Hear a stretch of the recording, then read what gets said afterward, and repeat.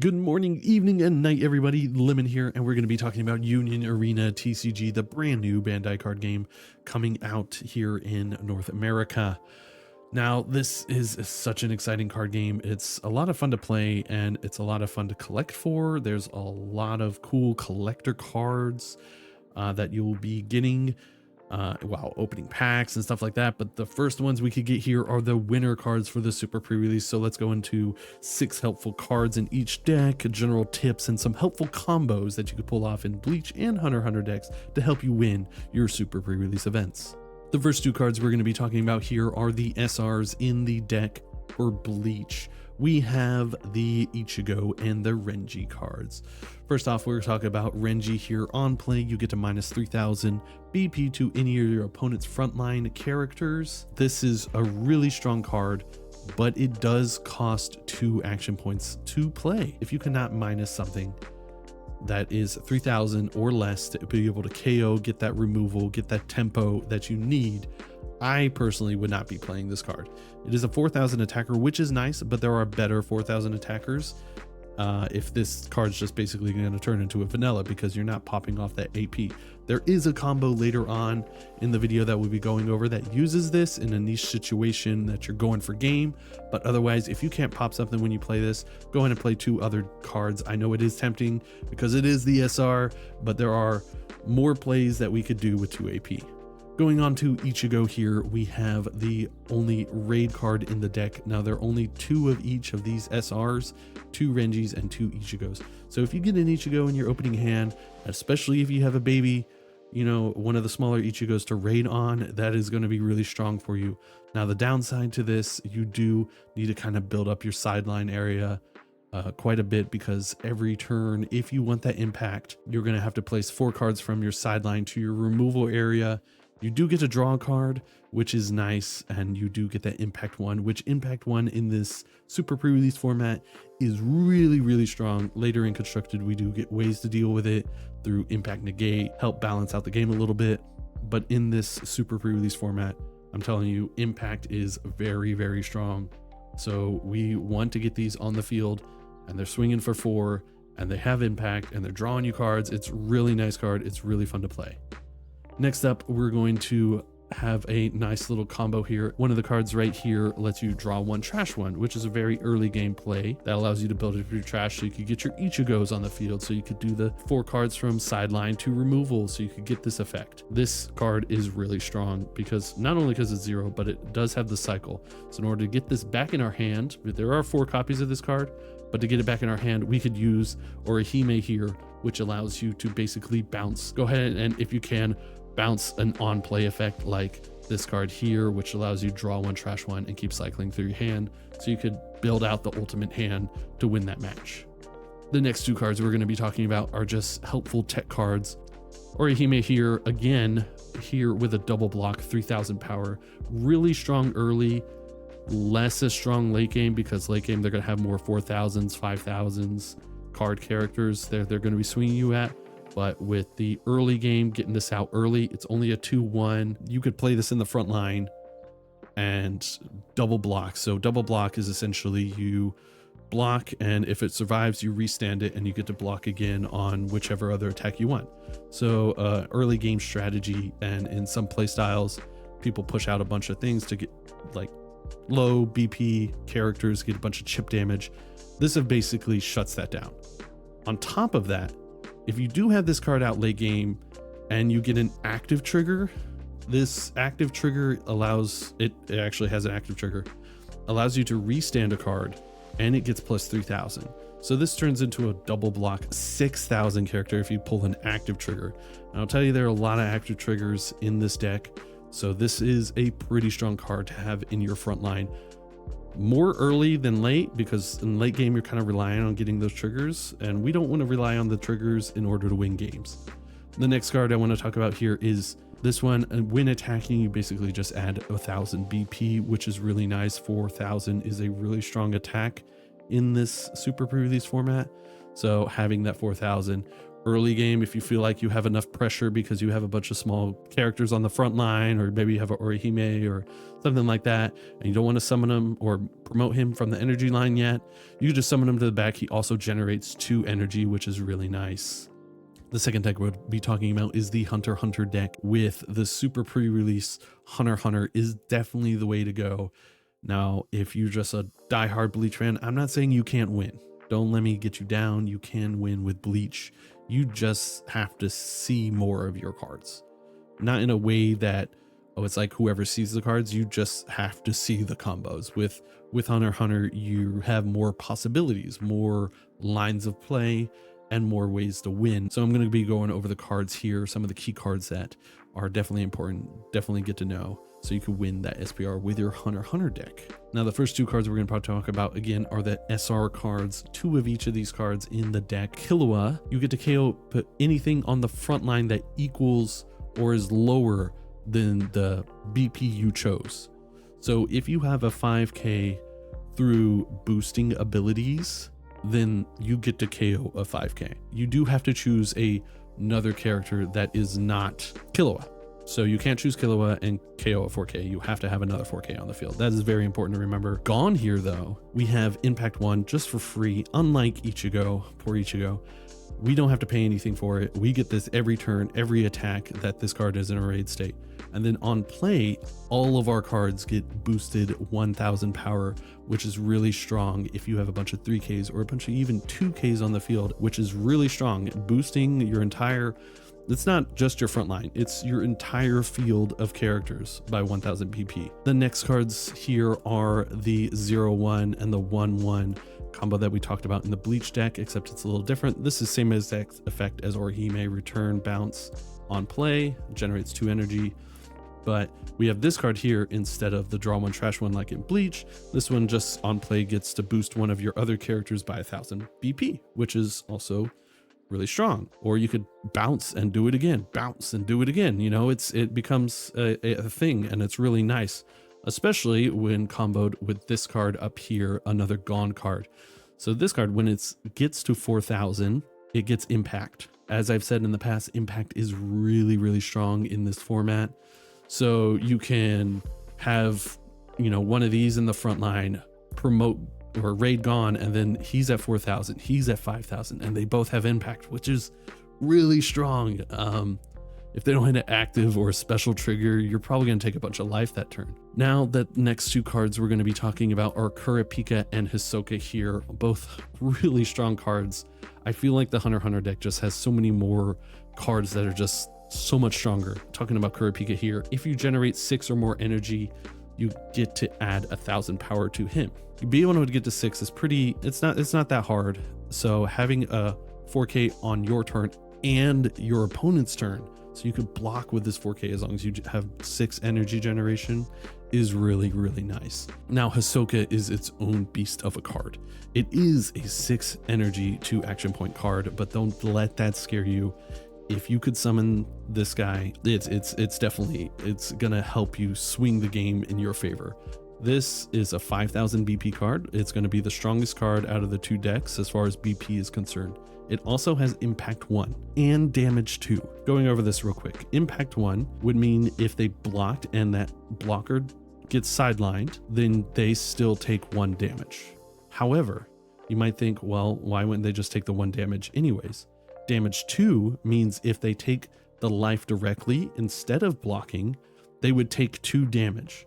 So with this card, you're almost guaranteed in the mid to late game that they're going to be sacrificing something on their board in order for not to take the 2-hit damage. They'll still be taking life and they'll be losing a character, and that's kind of a form of removal, and it is really strong. One of the first combos we're going to be talking about with Hunter x Hunter is, say this is your board state and this is your hand roughly. Now, it doesn't have to be this exact combination of cards. The important thing is that you have this guy over here, which allows you to rest to gain another energy, another 2, a 1, and a 1.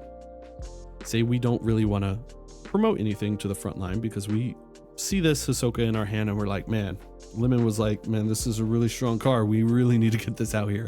So I'm going to show you a way to get that 6 energy out there and still have something else. Instead of playing this guy over somebody, we can just, instead of playing this 2, right, out to get the 6, we could just rest this guy. We are at 6. And you might be like, okay, I'm going to play him on the front line. We don't want to do that. We don't want to play them on the front line because of the things we talked about earlier, the helpful tips. We actually want to play him out on the back line, on the energy line. I'll tell you, when you play over a card, you still have the energy benefits of this +2 when you play over. So we were still at 6 and still have the ability to play this Hisoka on the back line, which is really nice. Say this is our board state. Our board just got wiped. We're running low on life. We really need to go on the defensive. They have a Hisoka on the enemy field. This is a mirror match. It's sweaty. We're really getting into it. All right. So we are generating 6 energy. We have a Kurapika up here. So he is at 4,000.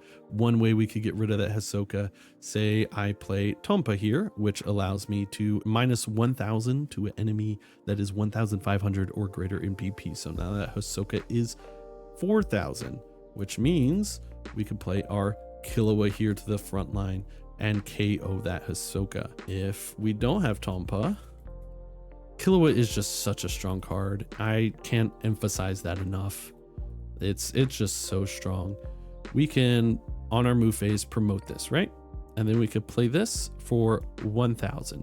This puts us back at 6 energy, which makes him 4. We boost him by another 1,000 thanks to this card here, which boosts any of your characters by 1,000 BP. We are at 5,000 BP, and boom, Killua KO the Hisoka again. Now, obviously Hisoka is the largest target to get over with Killua because you have to have something with 5,000 BP. But if you're up against the Bleach match, as I said, 4,000's easy. We don't even need any of these combos. We just need to generate 6 and Kurapika. Another combo here, say they drew really good and they have their raid card already out on the field. You don't have any fishing rods. We want to get rid of that Gano. We want to get rid of that Ichigo as fast as possible because that impact is just hurting us too much. And our front line's getting trashed. Our life's getting trashed. It's just a bad day. It's just a bad day. Let me show you a quick combo here. We have 3 energy generation right now. We can use 1 action point to summon Kurapika to the back line. This puts us at 5 energy generation, which is the magic number we need for a Killua. Now, specifically, you definitely have to summon him to the back line. So as soon as you summon him to the back line, it is a 6 energy generation here. We have 2, 4, 5, 6, which instantly activates the 6 energy condition for Kurapika. Now that will be used as the on play for the 4,000 that we need in order to KO their raid character, which is really nice. So as soon as we play this, we're already generating the energy. This activates, and then your on play happens. This is like a permanent effect, as you would think of it. As long as you're generating 6 at any point in the game, this gets the plus 1,000. Because of that, we get to play Killua and we get to KO their 4,000 because you cannot, again, choose Killua itself as one of the 4,000 characters. Really nice combo, really good to pull off. And next turn, obviously, we have a bunch of things to promote and we could play more cards and do more fun stuff. Say we have this board state here for Bleach. Now, we're both on our final life. We have a hard time battling each other out. And we're trying to go for that game because we know we're probably not going to survive if they have a fishing rod, if they have a Killua or anything that could KO any card. We're probably going to die. Not only do they have Hisoka with impact and 5,000. So, I mean, what are we going to do, right? Because this is going to be your main threat in this matchup. First thing we could do is simply just boost it by 1,000.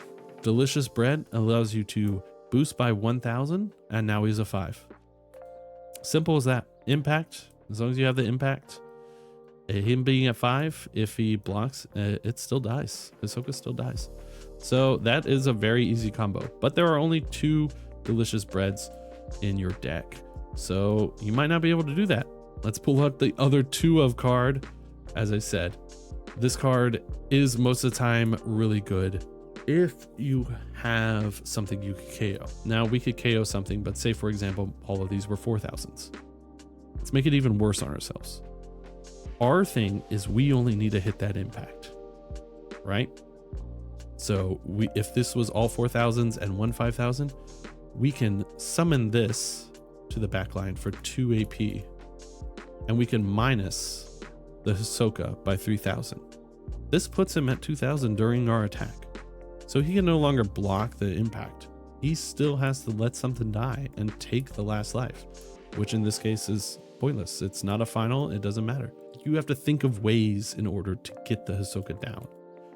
And if we can't, you know, use our own special to KO it, these 3 cards are the only way to really push for that final life that you need. Where's the special? Right here. To push for that final life, to get rid of the Hisoka as such a big threat. Now, first thing I would advise, if you can, put out the baby to whatever raid card. If you have the 0-1 gone or the 0-1 Ichigo, place that puppy in the energy line. So that way, if they ever attack you and you hit that raid trigger, as long as you're generating 4 energy, you can raid this guy for free. Just an example real quick. And they swing at you and you're like, okay, what is this trigger? Oh, it's a raid. Let me go ahead and do that. So having the baby in the back line ready to go, just in case you hit that raid trigger, is can swing games, because that is an extra attacker they were not expecting, and maybe that really is what pushes you to win the game. Now say we're in this situation for Bleach. Our opponent has a Kurapika on the field, but they're only generating less than 6 energy, which is honestly a misplay on their part, but we want to take advantage of that, right? We have 5 energy generation here, and you're like, oh, I could just play this Renji on the front line, KO this Kurapika, right? Let's not do that. This is an on-play effect. It's not going to do us any good in the front line, especially in this situation where they don't have a lot going on. They can't KO it. Or they can't swing high enough in order to kill us, right? So let's go ahead and do a different situation. Instead of playing to the front line, let's go ahead and play him to the back line. Let's play him to the energy line. So next turn, he is also in the future just generating more energy for us if we needed it. But he gets that on-play ability. He still gets to KO the Kurapika, and there's a guaranteed turn next turn where you could promote him and get that swing in, which is very important. That could win or lose you games very easily. Just play it to the back line, get that KO, and call it dubs on the next turn. Real nice, easy combo. Any on play or any cards you care about, really. Going into the Hunter x Hunter deck, Hisoka is a famous one. For the Hunter x Hunter deck, you have 6 energy generation. If we have the choice to summon him in the front or the back, he's not going to do anything for us. Summon to the back line, so that way we can't special it because we have Ichigo on the field. If we have Ichigo on the field, all we need is a special trigger, and then boom, it's dead. You don't want that. You want to get value out of your cards. So make sure if they have an on play, or if they're a really strong card that your opponent wants to remove, just go ahead and play them in the energy line. That's going to help you out tons, trust me. That is all the tips and tricks I have for you today about the Bleach and Hunter decks. Hopefully you guys learned something. Hopefully you win some SBRs. Let me down in the comments if this helped you out. We're going to be putting out a lot of Union Arena content, box openings, booster pack openings, all kinds of openings, tips and tricks, constructed things. I'm really going into Union Arena. I think this is gonna be a great game. I'm really excited for some of the IPs coming out. One Punch Man, Demon Slayer, Jujutsu Kaisen. It's gonna be so much fun. Join me on my journey, and hopefully you learn something to progress your gameplay so you could get those cool winners for the super pre-release. Have a good night, everyone.